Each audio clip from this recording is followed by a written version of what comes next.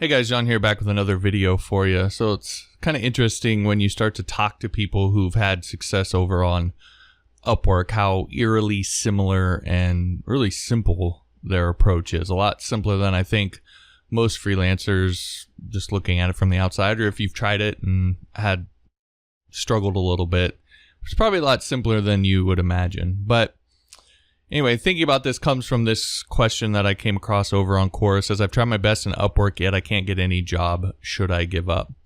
And if you just sort of look through some of these answers, what you'll start to see is there's a little bit of a pattern here.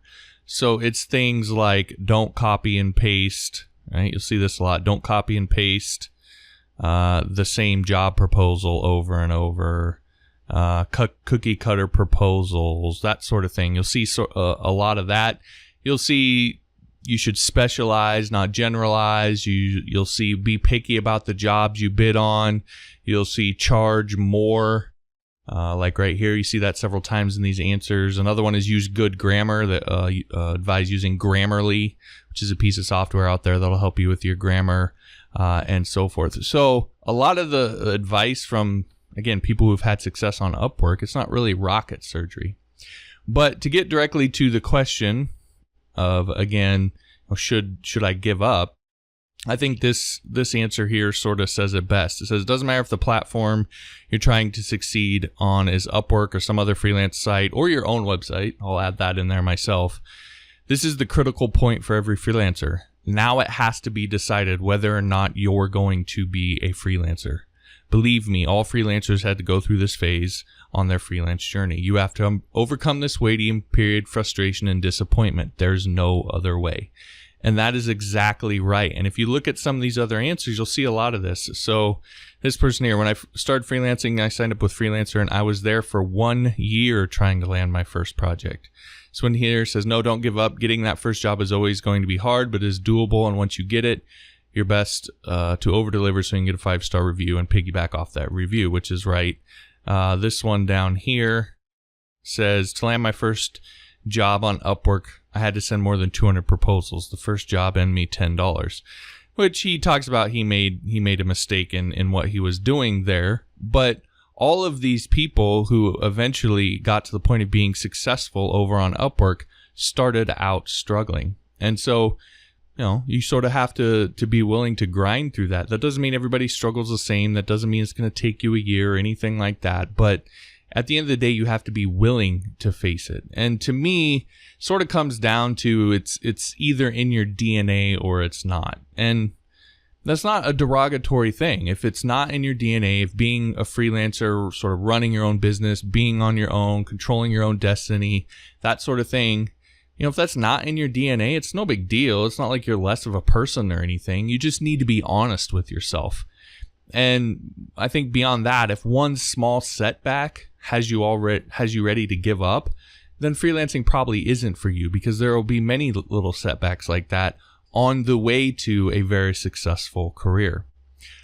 But, if you're like me and you're sort of the opposite, where working a regular 9-to-5 job just sucks the life out of you, that there's no way.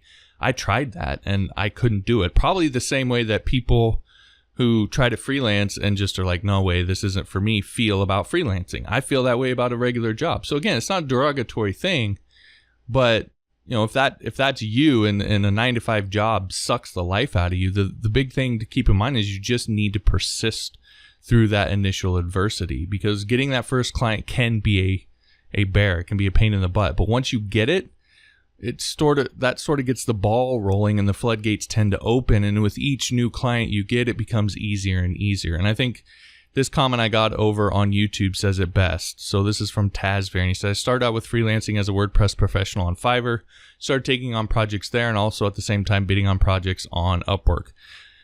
I think it was October 2017, I started watching John's videos where he said to spend at least 1 year on freelancing, which this is a recommendation I have. Even if you're going to go into get a tech job, I always recommend people freelance for at least a year.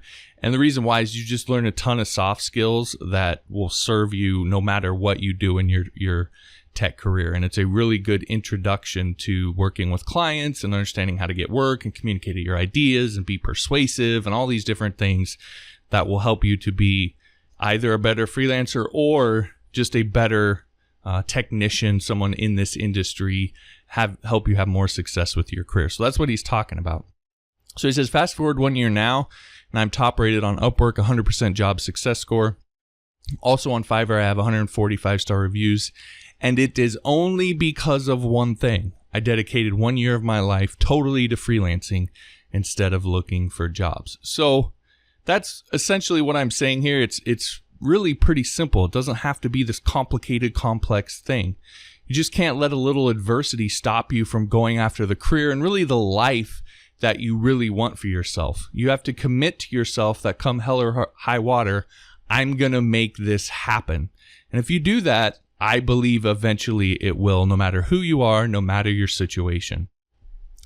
In any case, if you want to assist in getting that first Upwork client, getting all of this going, then I have an entire course that will teach you all the ins and outs of Upwork, how the algorithms work, how to appeal to clients, how to bid on jobs, how to build your portfolio, even if you don't have past client history, how to build your profile in a way that also appeals to the algorithms, but also appeals to clients and so forth. So if you want that assist to help you get over that initial hump and get going and get the ball rolling, then check out my Freelancing on Upwork course. You can go to upwork101.com to learn more about that and how to get free access to that. So again, upwork101.com.